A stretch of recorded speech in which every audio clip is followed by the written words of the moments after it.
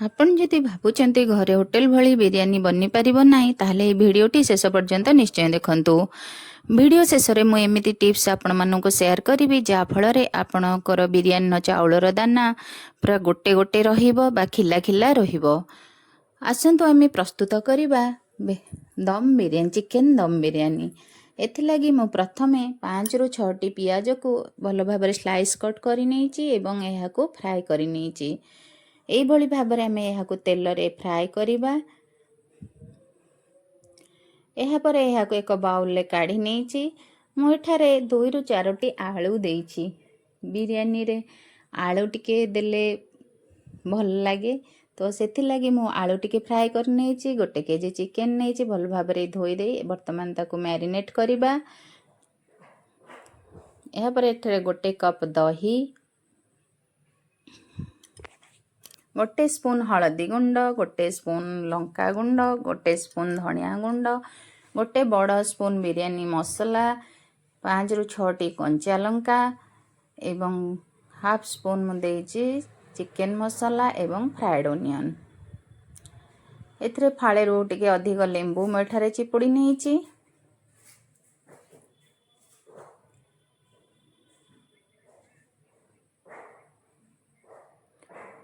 ବର୍ତ୍ତମାନ ଆମେ ଏହାକୁ ଟିକେ ମିକ୍ସ କରିଦେବା। ଏହାପରେ ମୁଁ ଏଠାରେ ତେଲ 1 କପ୍ ଦେଇଛି, ସ୍ୱାଦ ଅନୁସାରେ ଲୁଣ, ଅଦା ରସୁଣ ପେଷ୍ଟ 2ରୁ 2.5 ସ୍ପୁନ୍ ଦେଇଛି। ଏହାକୁ ଆମେ ବର୍ତ୍ତମାନ ମ୍ୟାରିନେଟ୍ କରିବା, ଭଲ ଭାବରେ ମିକ୍ସ କରି ନେବା। ଏହାପରେ ଏଠାରେ ମୁଁ ଧନିଆ ଆଉ ପୁଦିନାକୁ କାଟିକି ଏଥିରେ ପକାଇ ନେଇଛି। ଏହାକୁ ଅଧଘଣ୍ଟା ପାଇଁ ମ୍ୟାରିନେଟ୍ କରି ଆଉ ରଖିଦେବା। କଡ଼େଇ ଗରମ କରିବା, ଏଥିରେ ଅଳ୍ପ ତେଲ ଦେଇ ଗୋଟା ମସଲା ପକାଇ ନେବା।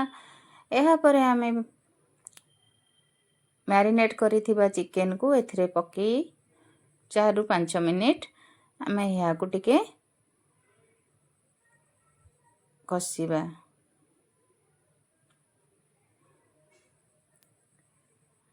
ଏହାପରେ ଆମେ ଚାଉଳ ନେବା। ଏଥିରେ ମୁଁ 2 କପ୍ ବାସୁମତୀ ରାଇସ୍ ନେଇଛି, ବିରିୟାନୀ ଚାଉଳ।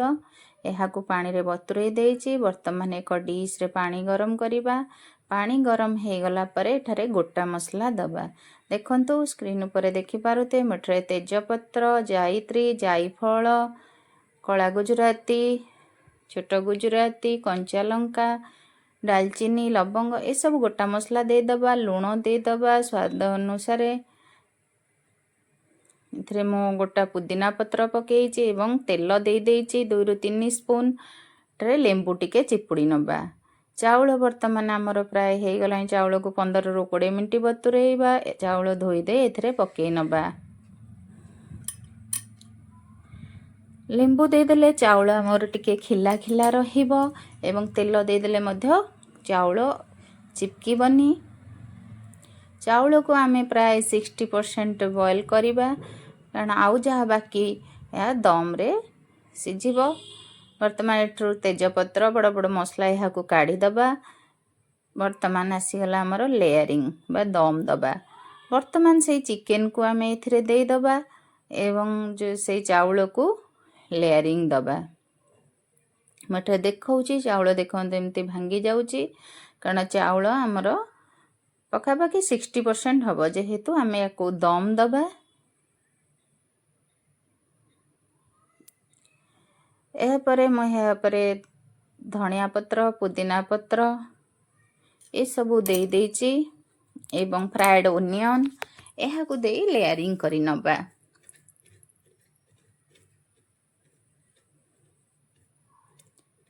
এইଭଳି ଭାବରେ ଆପଣ ଲେୟାରିଂ କରିବେ ଏବଂ ଏଥିରେ ମୁଁ 1 ସ୍ପୁନ୍ ବିରିୟାନୀ ମସଲା ଘରେ ବନେଇଥିବା ବିରିୟାନୀ ମସଲାକୁ ଦେଇଛି, ଯାହାଫଳରେ ଏହାର ଖୁସବୁ ବା ଏହାର ଅରୋମା ଚାରିପଟେ ଚାଉଳ ସହ ମିଶିଯିବ। ଏହାପରେ ମୁଁ ଟିକେ କ୍ଷୀରରେ କେଶର ମିଶାଇ ରଖିଥିଲି, ଏହାକୁ ଦେଇଛି। ଆପଣ ଚାହିଁଲେ ଆଉ ଟିକେ କେଶର ନେଇପାରିବେ ଆହୁରି କଲର୍ ପାଇଁ। ବର୍ତ୍ତମାନ ଆମେ ଲେୟାରିଂ ଦେଇଦେଲା ପରେ ଏଥିରେ ମୁଁ ପିଆଜର ବଞ୍ଚିଥିବା ଯେଉଁ ତେଲ, ପିଆଜ ତେଲକୁ ଏହା ଉପରେ ବୁଲେଇ ଦେଇଦେବା। आपण एथिरे चाहिए केवरा वाटर आउ बिरयानी सेंट मध्य देई पारिबे। एहाको आमे फॉइल जरी रे एहाको भलसे चारिआडू बंद करदबा एवं एहाको ढांकी दबा। 4 ରୁ 5 मिनिट हाई फ्लेम रे दे देला परे एहा परे आमे एक तावा देबा। तावा गरम हो गला परे एहा ऊपर बसई दबा एवं गैस रो फ्लेम को पूरा सिम कर दबा। एहाको प्राय 15 ରୁ 20 मिनिट पर्यंत एहाको बसिबा को दबा। वर्तमान मु आपन को काढ़ी देखौची। देखंतु हमर केते सुंदर खिला खिला चावल हेची। एहाको एक प्लेट को सर्व करी नबा। आपन देखि पारुथिबे चावलर दाना केपरी खिला खिला रहिची।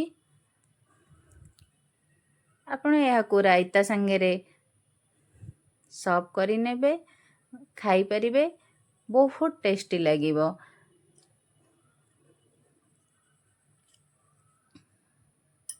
एई भली भाबरे आपण बिरयानी थरे बनै देखंतु एवं केमिति लागिला कमेंट रे बतेया को भूलिबेनी। एवं वीडियो जदि भल लागे लाइक कमेंट एवं सब्सक्राइब करिया को बिल्कुल भी भूलिबेनी। देखंतु केमती चिकन बढ़िया सिझिची रहुची। जय जगन्नाथ।